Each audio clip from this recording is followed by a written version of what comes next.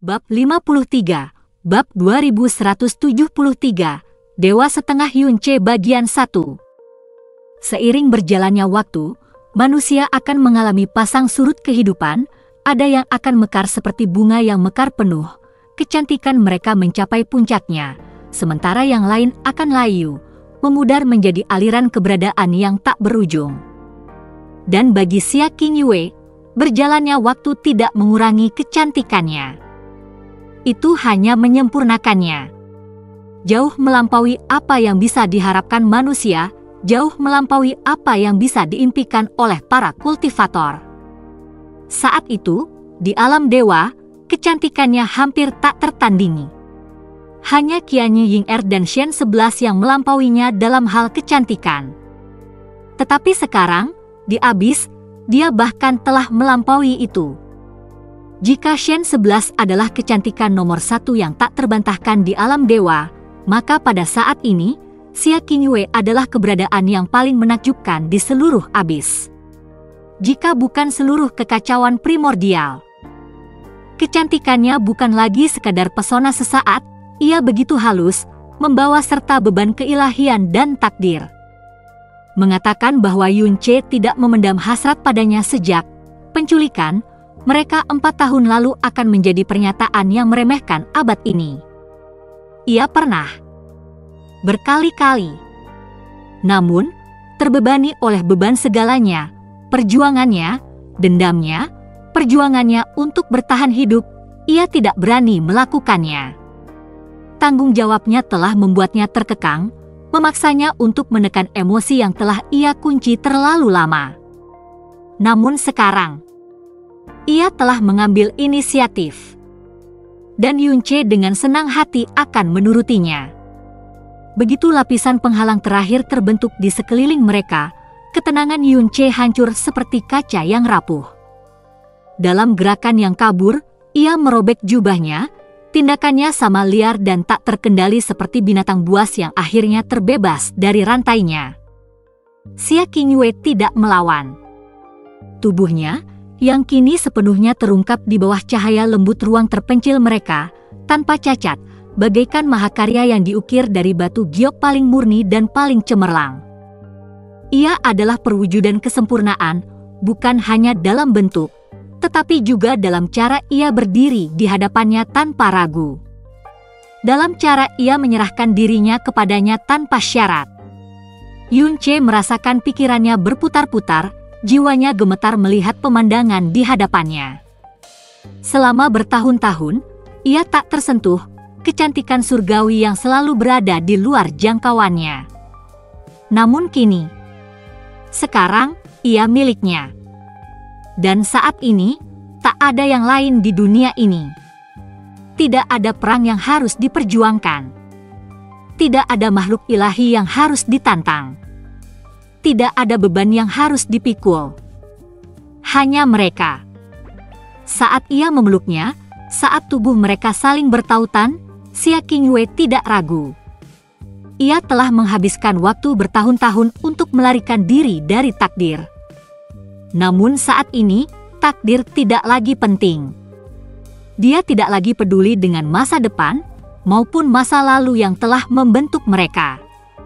Dia hanya ingin berada di sisi Yunce untuk menyerahkan dirinya sepenuhnya tanpa penyesalan. Pada saat ini, dia bukanlah kaisar dewa bulan. Dia bukanlah putri dewa malam abadi. Dia hanyalah Xia Qingyue, istri Yunce. Gelar yang tidak pernah benar-benar dia terima sampai sekarang. Tapi sekarang, dia menerimanya. Dia menyambutnya. Dengan tangan terbuka, dengan hati terbuka. Kemudian, mereka bergabung menjadi satu.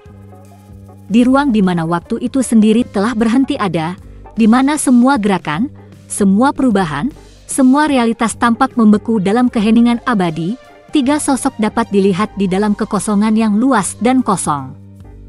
Satu berlutut, posturnya kaku dengan rasa hormat yang tak tergoyahkan, kepalanya tertunduk begitu rendah sehingga dahinya hampir menyentuh tanah. 2 lainnya duduk di singgasana kembar dengan kekuasaan absolut, 1. Memancarkan kehadiran yang luar biasa, begitu luas dan tak terduga sehingga bahkan tatanan kehidupan tampak bergetar di belakangnya. Ini adalah tempat di mana hukum tidak berlaku. Tempat di mana tidak ada kekuatan yang berani mengganggu. Dan di wilayah yang tidak berubah ini, nasib Abyss sedang diputuskan. Tuan Pangeran, haruskah kita mulai memburu Raja Kabut? Suaranya rendah, hati-hati, dan penuh hormat. Pendeta kepala, sosok tua dengan kekuatan dan pengaruh yang tak terukur, berlutut di hadapan singgasana agung, kepalanya tertunduk dalam ketundukan. Beban kata-katanya membawa ketegangan yang telah mencengkeram seluruh Abyss. Seluruh dunia abisal sedang dalam kekacauan saat ini. Nada suaranya terukur, tetapi kekhawatirannya jelas terlihat. Jika kita membiarkan ini terus berlanjut, pengaruh Raja Kabut hanya akan tumbuh lebih kuat dari hari ke hari. Jika kita tidak segera bertindak, kita mungkin mendapati diri kita tidak dapat mengendalikan konsekuensinya. Ia telah melihatnya secara langsung, bisikan-bisikan ketakutan, suara gemetar bahkan dari makhluk yang paling perkasa sekalipun. Dewa sejati telah jatuh. Fakta tunggal itu telah mengguncang dunia. Dan setelah pertempuran itu, kehadiran Raja Kabut semakin kuat, menjulang di atas Abyss seperti bencana yang akan datang. Imam kepala menunggu. Tetapi orang yang duduk di hadapannya, Raja Abyssal, tidak segera menanggapi. Ia tetap duduk di singgasana obsidiannya, jari-jarinya mengetuk pelan sandaran tangan, tatapannya terpaku pada sesuatu yang jauh lebih penting baginya daripada sekadar politik atau perang. Sesosok tubuh berbaring dengan tenang di sisinya, bermandikan cahaya energi ilahi yang halus, sebuah kehadiran yang membuat seluruh dunia di sekitar mereka tampak tidak penting. Dia adalah hal yang paling berharga yang ada baginya. Maka, tanpa repot-repot melihat bawahannya, Raja Abyssal akhirnya berbicara. Tidak perlu. Suaranya dalam, memerintah, membawa otoritas absolut yang tidak menyisakan ruang untuk argumen. Begitu Bupati Ilahi Boundless End terlahir kembali, kita akan mendapatkan jawaban kita. Tidak ada urgensi dalam nadanya, tidak ada kekhawatiran atas rasa takut yang tumbuh di dalam Abyss. Ketika saatnya tiba, kebenaran dari apa yang disebut Raja Kabut ini akan terungkap. Dan ketika itu terjadi, merencanakan kematiannya akan jauh lebih mudah. Tidak perlu tidak sabar. Imam kepala menundukkan kepalanya lebih jauh, menyerap kata-kata itu dengan sungguh-sungguh. Saya mengerti, Yang Mulia. Masalah itu diselesaikan. Tidak akan ada perburuan langsung untuk Raja Kabut. Setidaknya, belum. Namun kemudian, jari-jari Abyssal Monarch tiba-tiba berhenti mengetuk. Sebuah pikiran muncul di benaknya, menarik perhatiannya dari sosok di hadapannya. Akhirnya ia mengalihkan pandangannya, meskipun ekspresinya tetap tidak terbaca. Satu hal lagi. Suaranya mengandung nada halus dan berbahaya. Apakah ada yang selamat dari klan naga leluhur? Tidak. Lord Prince. Sosok yang berlutut, kepala pendeta Big Rage, berbicara dengan keyakinan yang tak tergoyahkan. Sangat tidak mungkin ada naga yang selamat. Suaranya berat, dibumbui dengan kepastian. Pada saat para kesatria kita tiba di tempat kejadian, debu Abyssal begitu padat sehingga telah mengikis dan memusnahkan segalanya. Tidak ada jejak kehidupan, hanya kehancuran. Mereka menjelajahi setiap inci pegunungan mereka, namun mereka tidak dapat mendeteksi keberadaan yang tersisa. Jeda. Kemudian, dengan keyakinan yang sungguh-sungguh, ia menyampaikan vonis akhir. Kemungkinan besar ini menandai berakhirnya ras naga. Untuk sesaat, keheningan menggantung di udara. Kemudian, sayang sekali. Kata-kata itu keluar dengan ringan, hampir tanpa sadar, seolah diucapkan hanya karena kesopanan dan bukan karena rasa kehilangan yang sebenarnya. Raja Abyssal bersandar sedikit di singgasananya, ekspresinya sama sekali tidak peduli. Suaranya tidak menunjukkan kesedihan, tidak ada penyesalan. Suaranya dingin, tanpa emosi, terpisah. Seolah-olah pemusnahan seluruh ras tidak berarti apa-apa. Seolah-olah kematian para naga tidak lebih penting daripada angin sepoi-sepoi yang berlalu. Bikrage tetap diam, kepalanya masih tertunduk, menunggu perintah berikutnya dari tuannya. Ruangan itu sunyi, beban kehadiran raja itu mencekik, seperti kekuatan tak terlihat yang menekan keberadaan itu sendiri. Kemudian, setelah jeda yang lama, apakah pesannya telah dikirim ke kerajaan ilahi tanpa batas? Suara raja memecah keheningan, nadanya santai namun membawa otoritas tersirat yang membuatnya jelas, ini bukanlah pertanyaan sederhana. Bikrage segera menanggapi.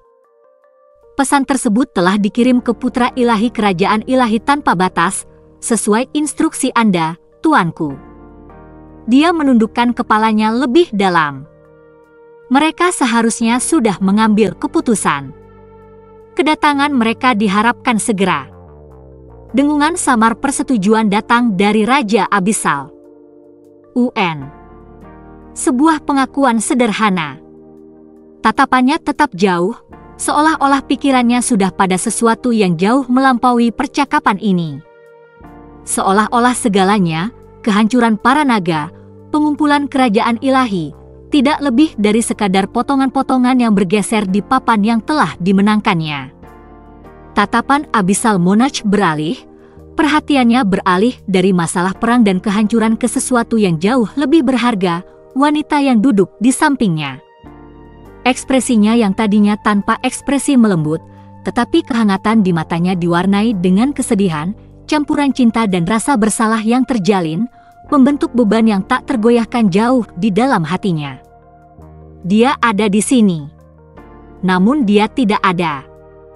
Dan tidak peduli seberapa besar kekuasaan yang dimilikinya, tidak peduli seberapa banyak dia telah berkorban dan mengatur, dia masih gagal untuk membawanya kembali sepenuhnya. Sebuah keputusan berakar di benaknya. Potongan catur yang tak terhitung jumlahnya yang telah dia pindahkan melintasi papan takdir yang agung, kerajaan yang telah dia guncang, kehidupan yang telah dia kendalikan dan hancurkan, semuanya, setiap tindakan, adalah untuk satu orang ini. Abyssal Monarch terdiam beberapa saat, tenggelam dalam pikirannya, sebelum akhirnya dia berbalik kembali ke arah Bikrage. Suaranya rendah, tetapi membawa otoritas absolut yang tidak menoleransi penolakan. Pastikan untuk memerah semuanya dari mereka. Semuanya, atas apa yang mereka lakukan pada Ling Xian. Saat kata-kata itu terucap, wajah Bikrage berseri-seri karena kegembiraan yang murni. Ya, responsnya langsung dipenuhi rasa puas. Kesempatan untuk mengeksploitasi kerajaan ilahi tanpa batas, untuk membuat mereka membayar harga yang tak terkira, adalah sesuatu yang dia nikmati.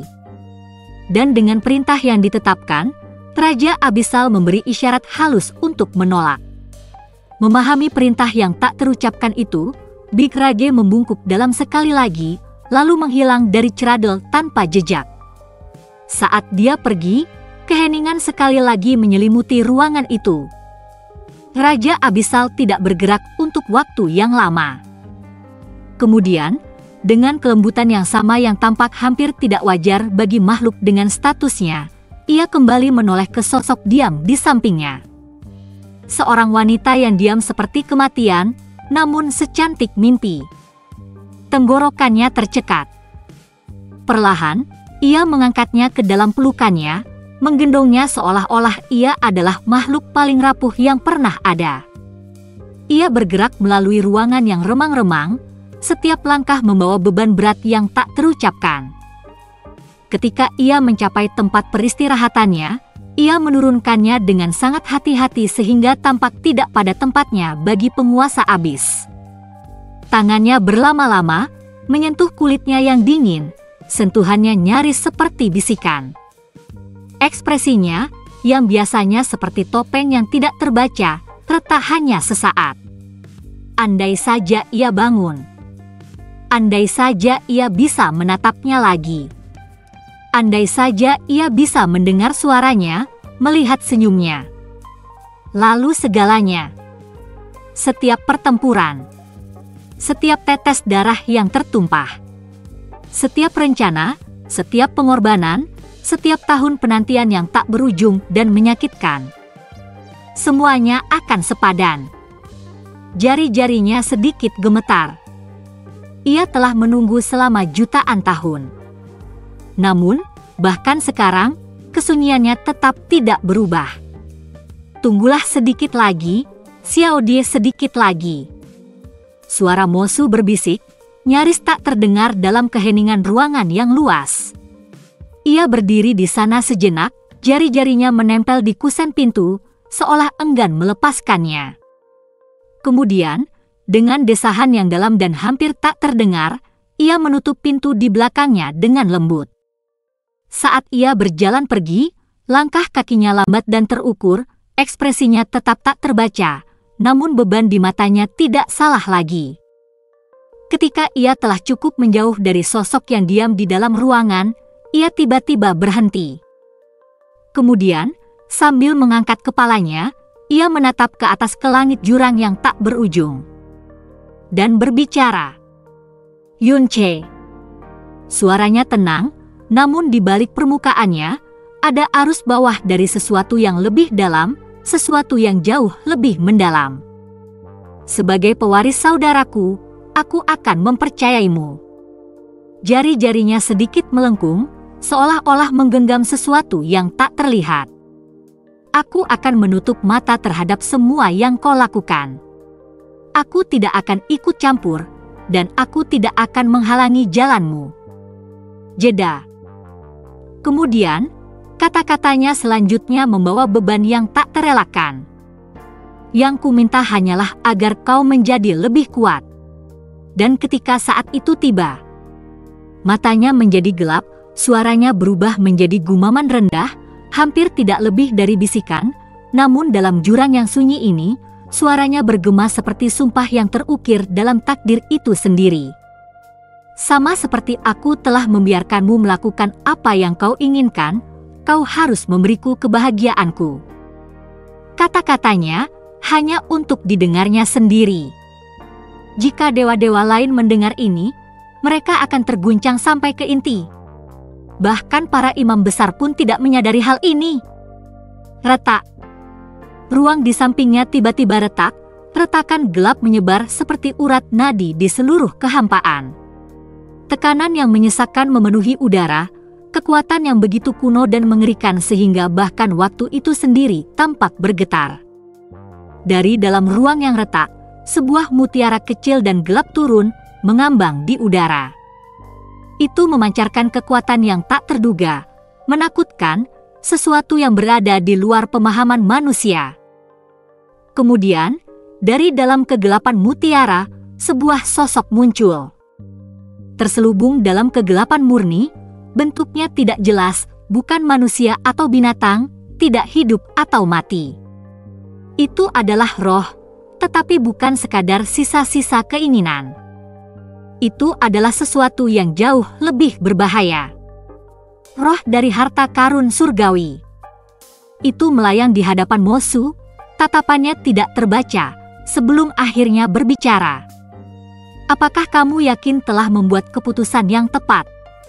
Suaranya seperti bisikan yang bergema sepanjang keabadian, berlapis dengan suara-suara yang tak terhitung jumlahnya, seolah berbicara dari seberang waktu itu sendiri. Namun Mosu hanya tersenyum. Senyum samar yang penuh arti. Benar atau salah, tidak ada cara untuk mengetahuinya. Hanya waktu yang akan mengungkapkan jawabannya. Ia menghela napas pelan sebelum mengalihkan pandangannya kembali ke roh itu. Namun terlepas dari hasilnya, terima kasih telah bekerja sama denganku hari itu. Untuk pertama kalinya, roh harta karun surgawi terdiam. Ia tidak berbicara, tidak bertanya lebih lanjut. Kemudian, dengan anggukan sederhana, ia perlahan-lahan larut ke dalam kegelapan, kembali ke dalam mutiara. Mutiara gelap itu melayang sesaat, berdenyut dengan energi kuno yang tak terduga, sebelum naik kembali ke ruang yang retak.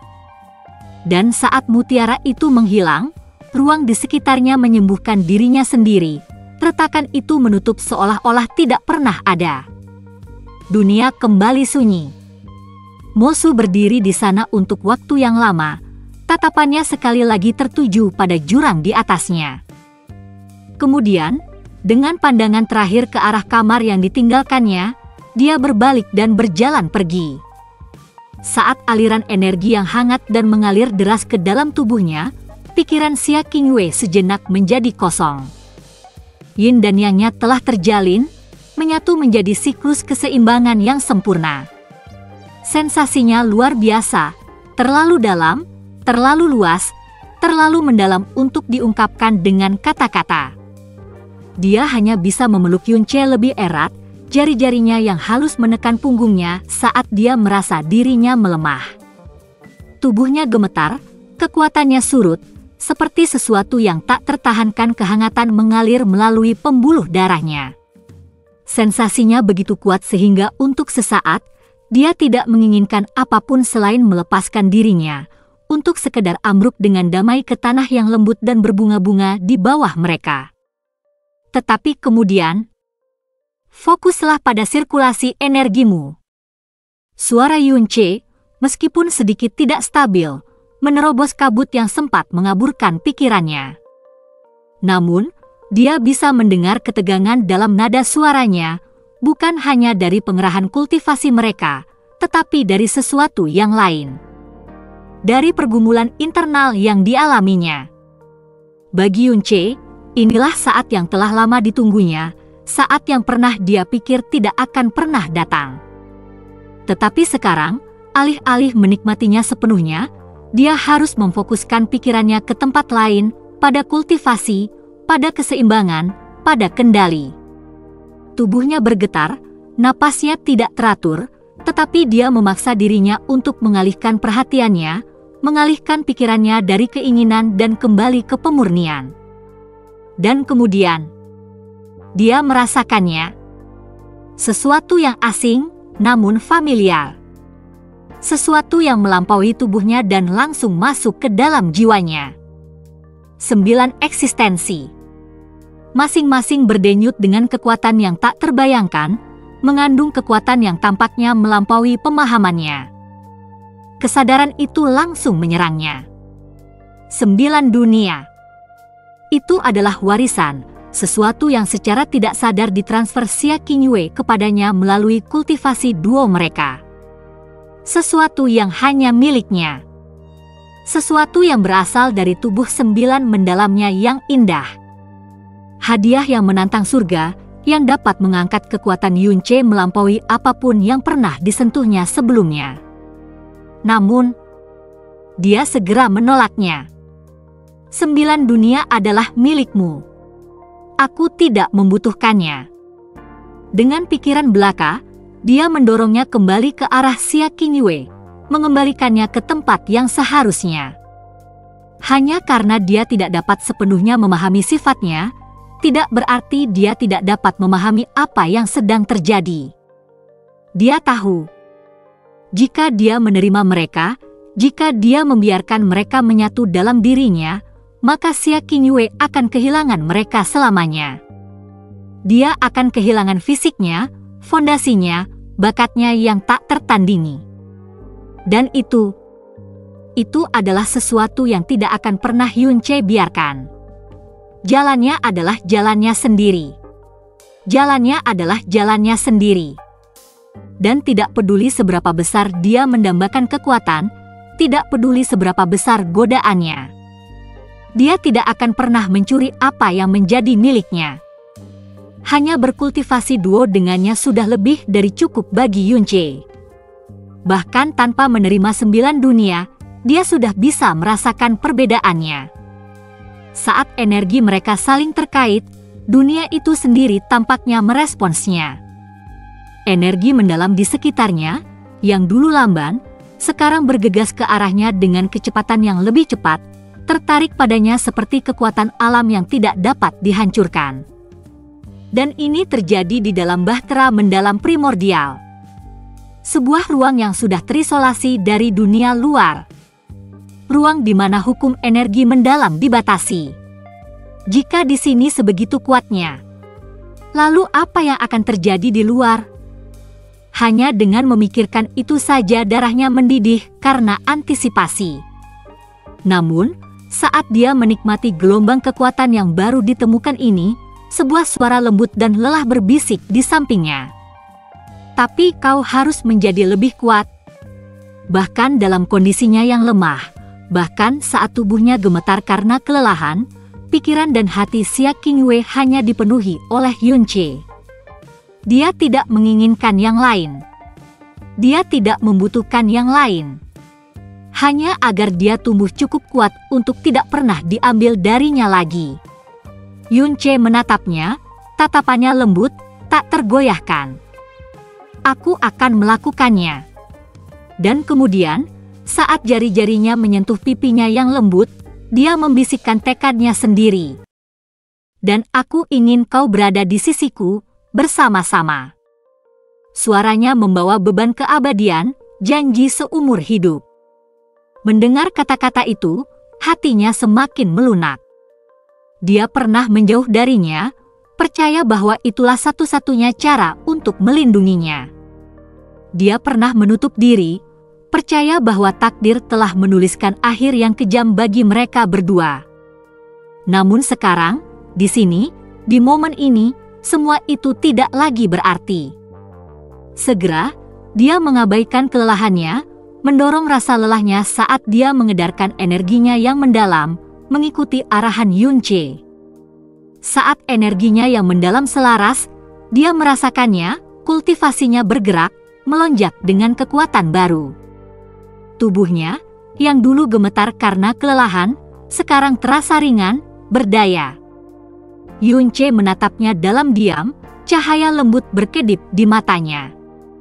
Dengan lambaian tangannya yang sederhana, aliran energi yang mendalam yang lembut melonjak melalui dirinya, membersihkan tubuhnya dari semua kotoran, memastikan bahwa dia tetap murni, tidak tersentuh oleh kelelahan atau ketidaknyamanan. Kemudian, dengan gerakan hati-hati, hampir penuh hormat, dia mendandaninya kembali, mengembalikan sutra jubahnya yang mengalir, memastikan dia terbungkus dalam kehangatan dan perlindungan. Pada saat yang sama, pakaiannya sendiri kembali terbentuk, energinya yang mendalam terjalin mulus di sekelilingnya. Untuk sesaat, mereka saling bertatapan. Dan pada saat itu, tidak perlu ada kata-kata. Pemahaman muncul di antara mereka. Kali ini, mereka akan berdiri berdampingan. Kemudian, tanpa menoleh ke belakang, mereka melangkah maju bersama, meninggalkan bahtera primordial yang mendalam. Sosok mereka menghilang ke dalam abu-abu yang tak berujung. Bab 54, Bab 2174, Dewa Setengah Yunche bagian 2. Dunia kabut menyelimuti mereka, keheningannya yang dingin menekan dari segala arah. Debu jurang yang menyesakkan berputar di sekitar mereka, bergeser seperti makhluk hidup, seolah merasakan kehadiran mereka. Namun, tak satu pun dari mereka ragu-ragu. Karena sekarang, tak satu pun dari mereka bisa menahan diri lebih lama lagi. Yunche bisa merasakannya, rasa lapar yang tak terpuaskan mengalir melalui seluruh keberadaannya, kekuatan di dalam dirinya berteriak minta dilepaskan. Saat 9 dunia bersentuhan dengan jiwanya, meskipun ia menolaknya, sesuatu yang dalam di dalam dirinya mulai bergerak. Tubuhnya, tubuh dewi leluhurnya, bereaksi. Seolah-olah segel yang tak terlihat telah rusak, memungkinkan sesuatu yang kuno, sesuatu yang tidak aktif namun sangat luas, untuk mulai bangkit. Bahkan tanpa 9 dunia Xia Qingwei, sesuatu yang jauh lebih besar sedang berkembang di dalam dirinya. Di kedalaman vena mendalamnya, langit berbintang yang luas, mulai bergeser. Konstelasi yang dulunya statis di dalam nadinya bergetar, cahaya surgawi mereka berkedip-kedip, terurai, berubah bentuk. Tetapi sebelum itu dapat diselesaikan, sebelum itu dapat mencapai potensi penuhnya, itu membutuhkan energi. Energi yang tak terbatas dan tak berujung. Dan kemana lagi harus membawanya, kalau bukan dari jurang itu sendiri? Laut kabut tak berujung bergetar. Begitu dia melangkah keluar dari bahtera mendalam primordial, tubuhnya bergetar hebat. Rasa lapar yang rakus melonjak dari dalam dirinya, keinginan, kebutuhan primitif yang putus asa akan kekuasaan. Tubuhnya seperti jurang tak berujung, kekosongan tak berdasar yang menuntut untuk diisi.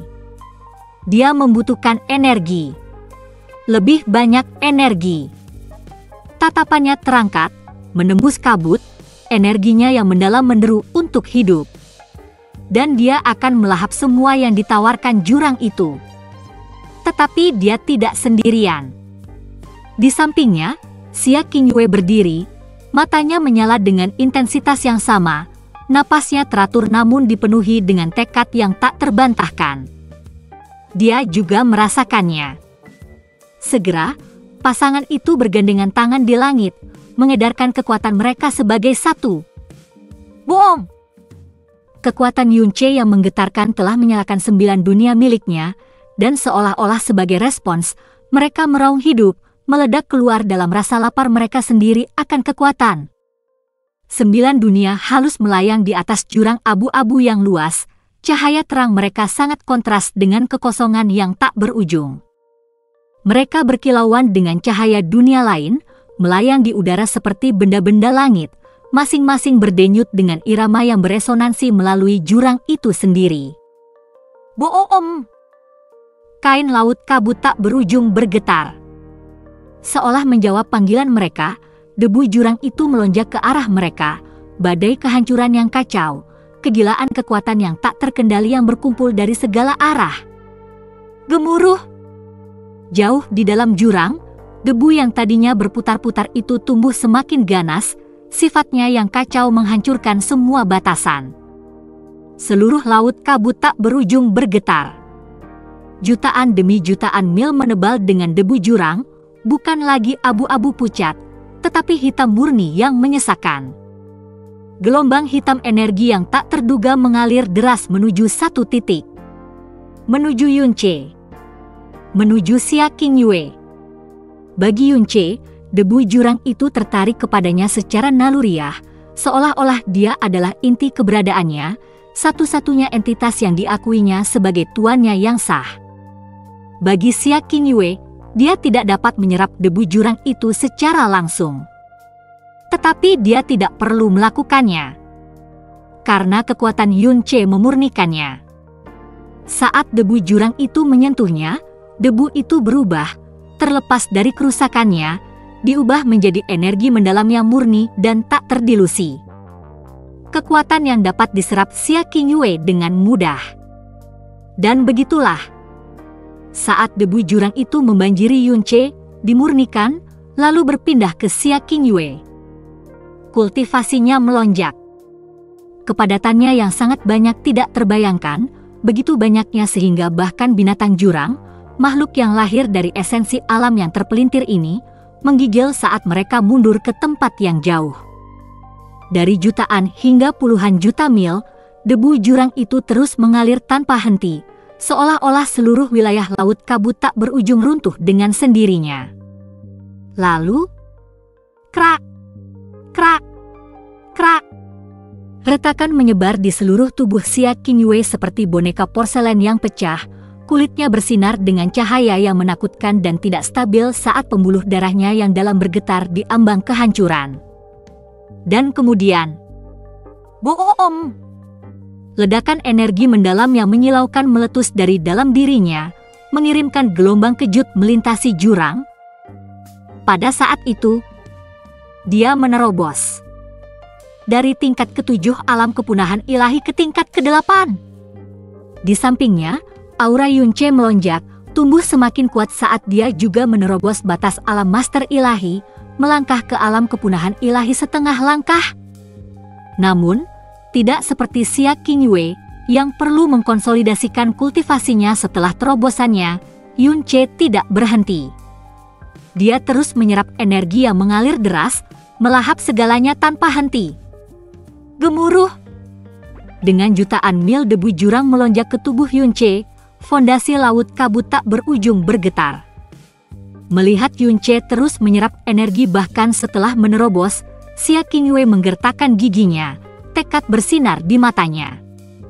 Tanpa ragu, dia memberi isyarat kepada Yunche, mendesaknya untuk terus memurnikan debu jurang menjadi energi yang mendalam. Dia menyerap sebanyak yang dia bisa, namun dia tahu, perlu waktu untuk sepenuhnya mengonsolidasikan kekuatan barunya. Namun kemudian, sebuah ide muncul di benaknya. Alih-alih memaksa tubuhnya untuk menanggung kelebihan beban, dia mengalihkan semua energi mendalam yang dimurnikan ke 9 dunia yang melayang di atas mereka. Gemuruh! 9 dunia di atas mereka meraung hidup, seolah-olah terbangun oleh banjir energi yang luar biasa.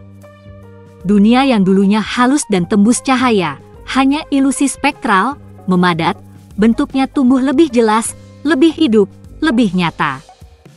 Dan kemudian, energi kehidupan mulai terbentuk. Gemuruh! Bahkan mulut Yunche berkedut saat merasakan kecepatan gila saat 9 dunia melahap energi yang mendalam. Kecepatan mereka menyerap kekuatan jauh lebih besar daripada kecepatan dia memurnikannya. Namun, alih-alih khawatir, dia tersenyum. Karena pada saat itu, kultivasinya sendiri melonjak sekali lagi, meraung dengan kekuatan yang lebih besar. Gemuruh! Seluruh laut kabut tak berujung bergetar, seolah-olah fondasi dunia ini akan runtuh. Debu jurang melolong seperti badai yang mengamuk, terus melonjak hebat ke arah pasangan itu, seolah-olah tertarik pada keberadaan mereka. Di atas mereka, 9 dunia sekarang dipenuhi dengan energi yang sangat mendalam. Yang dulunya transparan dan ilusi, sekarang tampak kokoh, nyata, mengambang dengan anggun di jurang yang menghitam, memancarkan kecemerlangan yang tampaknya menentang kegelapan itu sendiri. Masing-masing dari 9 dunia berdenyut dengan kekuatan, namun meskipun kekuatan mereka luar biasa, sesuatu menjadi jelas. Karena tingkat kultivasi Xia Qingwei saat ini, dunia tidak dapat berkembang lebih jauh lagi. Tetap saja, masing-masing dari 9 dunia telah dipenuhi dengan energi yang mendalam, sumber daya tak terbatas yang sekarang hanya miliknya. Aku butuh waktu untuk menyerapnya, kata Xia Qingwei, suaranya tenang namun penuh dengan keyakinan. Kamu harus fokus pada kultivasimu untuk saat ini. Saat kata-katanya jatuh, Yunche tidak ragu-ragu. Dengan satu tarikan napas, dia terus menyerap energi, seluruh keberadaannya melahap debu jurang tanpa hambatan. Lebih. Debu jurang, seperti gelombang pasang yang tak berujung, menyerbu ke dalam dirinya, memperkuat kultivasinya dengan kecepatan yang mengkhawatirkan. Di dalam pembuluh darah Yunche yang mendalam, sesuatu yang belum pernah terjadi sebelumnya sedang terjadi. Langit berbintang yang tak terbatas di dalam dirinya meraung hidup. Setiap bintangnya yang tak terhitung jumlahnya bergetar, dengan rakus menyerap lebih banyak energi yang mendalam, kecemerlangannya semakin kuat dengan setiap napas. Dan kemudian, perubahan terjadi. Bintang-bintang tidak lagi hanya menjadi benda langit belaka. Satu persatu, mereka berubah. Dari bintang-bintang biasa, mereka menjadi dunia. Belum sepenuhnya terbentuk seperti 9 dunia Xia Qingwei. Tetapi mereka telah mengambil langkah pertama. Sama seperti ketika 9 dunianya pertama kali muncul. Mereka halus, transparan, tidak lengkap. Tetapi tidak seperti miliknya. Mereka tak terhitung jumlahnya. Dunia yang tak terbatas. Gemuruh!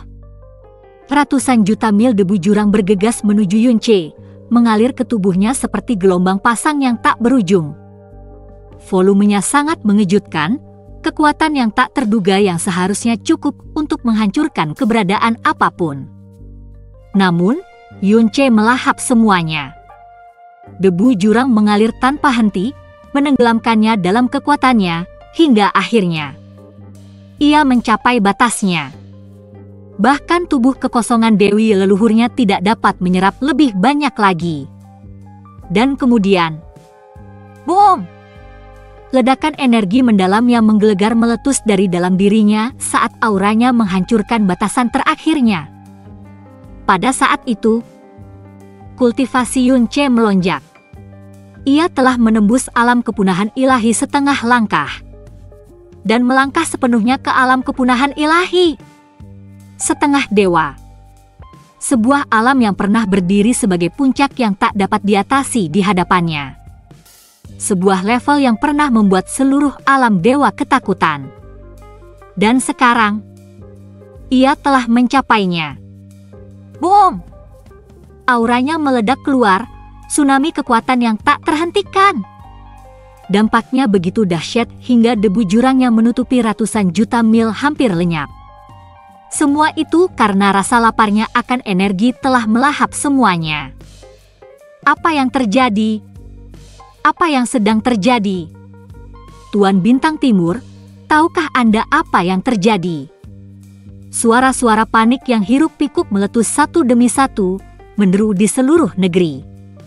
Mereka yang berbicara bukanlah rakyat jelata, mereka adalah bangsawan, dan pembudidaya kuat yang tinggal di wilayah sekitar Laut Kabut tak berujung.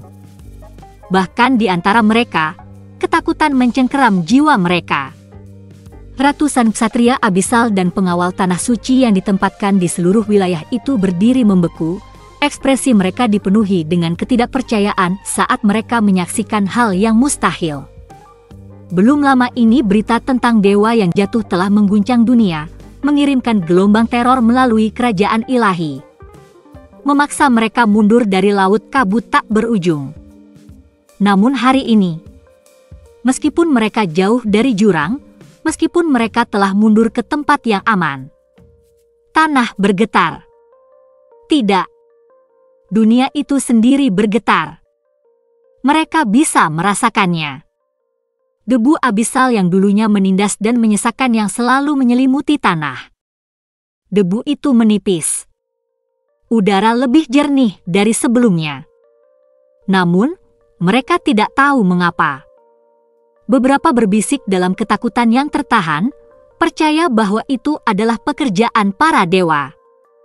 Beberapa gemetar ketakutan, yakin bahwa ini adalah akhir dunia. Dan beberapa dengan tergesa-gesa mengirim laporan kepada tuan mereka, berharap mendapat jawaban. Tetapi tidak seorang pun dari mereka dapat membayangkan penyebab sebenarnya dari fenomena ini. Secepat debu jurang menghilang, gelombang debu jurang yang lebih mengerikan melonjak keluar dari kedalaman ekstrim kabut tak berujung. Seolah-olah kabut tak berujung itu sendiri telah terluka, merasakan perubahan yang tidak wajar, dan merespons. Dan begitulah, dalam beberapa saat, debu jurang kembali, bergulir masuk dari jurang yang tak dikenal dan menutupi Laut Kabut tak berujung dan sekitarnya sekali lagi. Seolah-olah tidak pernah terjadi apa-apa. Seolah-olah jutaan mil kehampaan tidak pernah ada. Tetapi, dalam momen singkat dan cepat itu, Yunce telah bertindak. Indra ilahinya yang baru naik meletus keluar.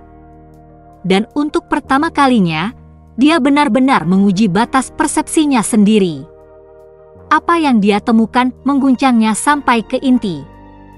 Indra ilahinya telah mencapai jangkauan ratusan juta mil.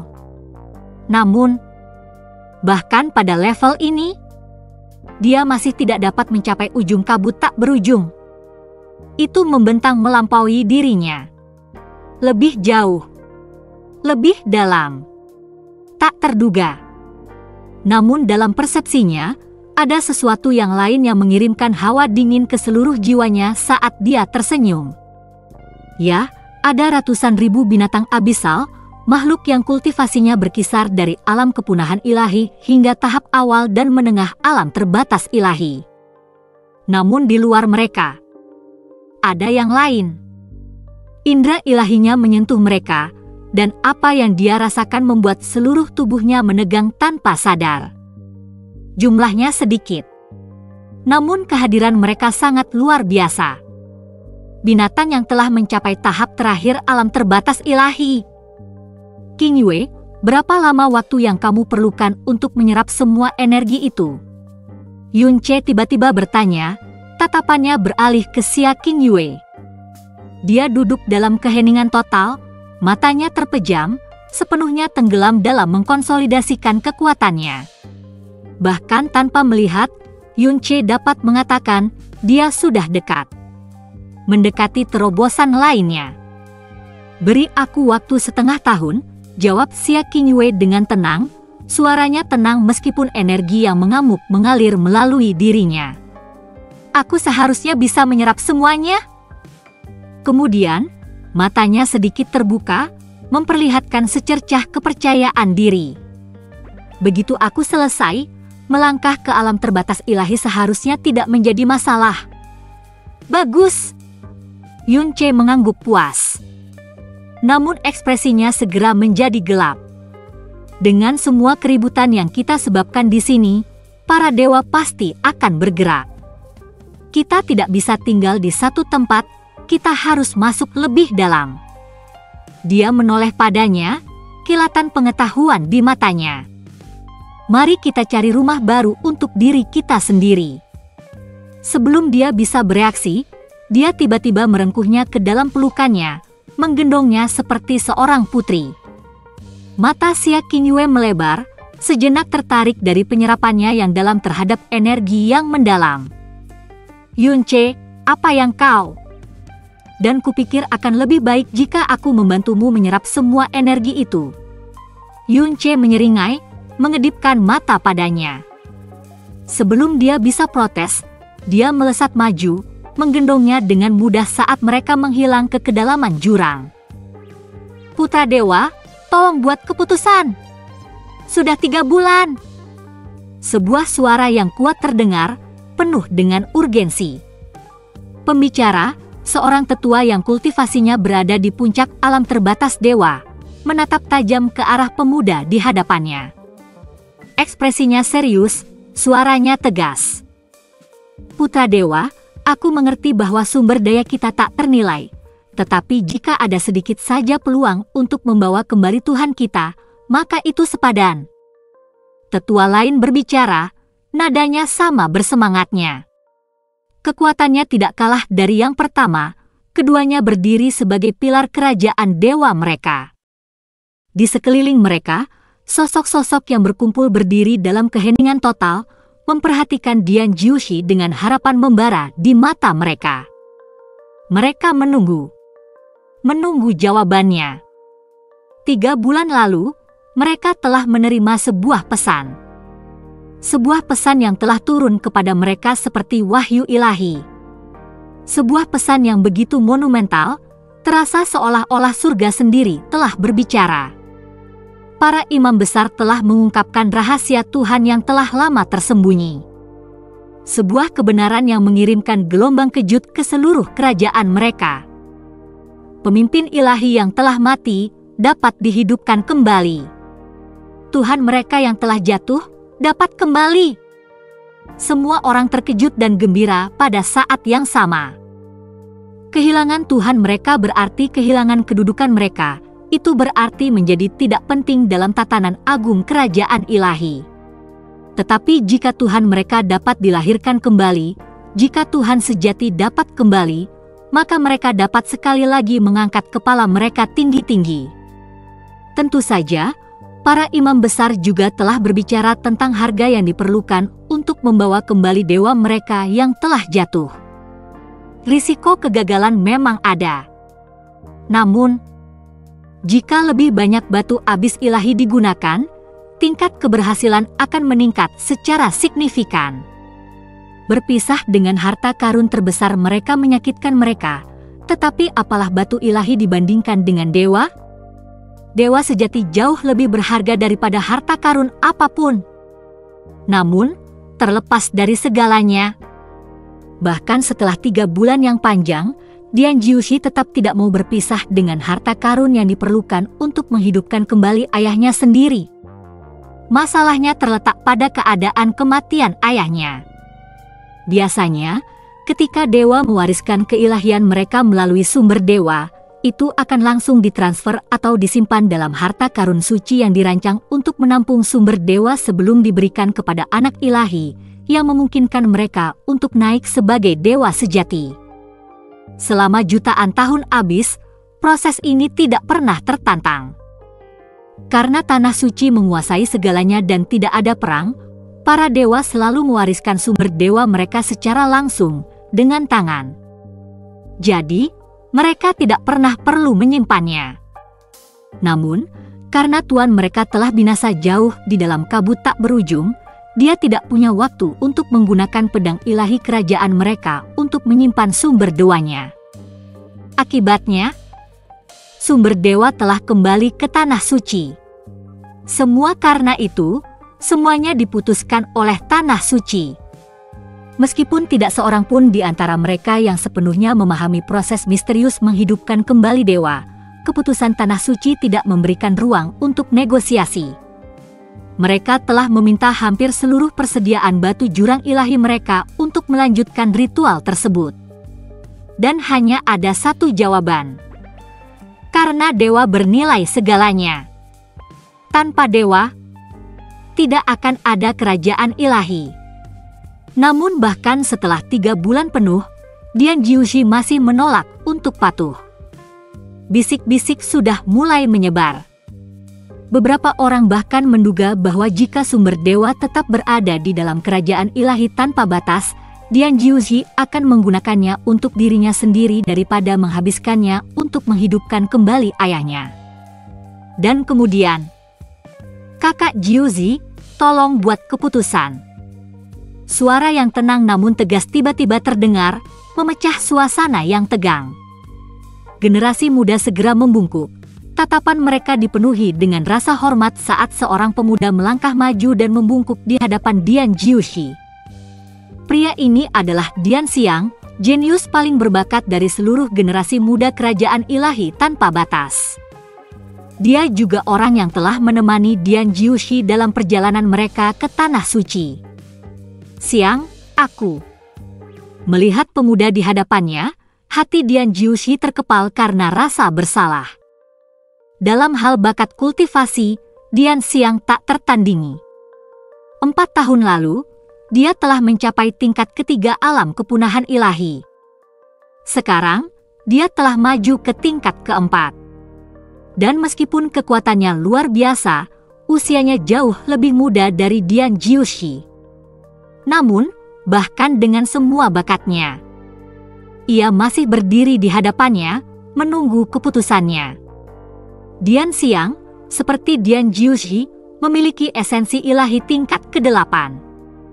Namun, tidak seperti Dian Jiushi, yang merupakan putra ilahi dan mewarisi nadi ilahi amarah besar, Dian Xiang bukanlah anak ilahi. Meskipun demikian, tidak ada dendam, tidak ada kecemburuan di hatinya. Ia tidak menyimpan amarah terhadap kakak laki-lakinya, hanya rasa hormat. Dengan kesetiaan yang tak tergoyahkan, ia menundukkan kepalanya tanpa ragu dan mengikutinya. Namun, ini hanya membuat rasa bersalah Dian Jiushi semakin dalam. Setelah lama terdiam, ia akhirnya mengembuskan napas, suaranya berat karena enggan. "Baiklah, kami akan menyetujui permintaan pendeta tinggi. Kirimkan pesan, kami berangkat ke Tanah Suci." Pada akhirnya, Dian Jiushi membuat keputusannya.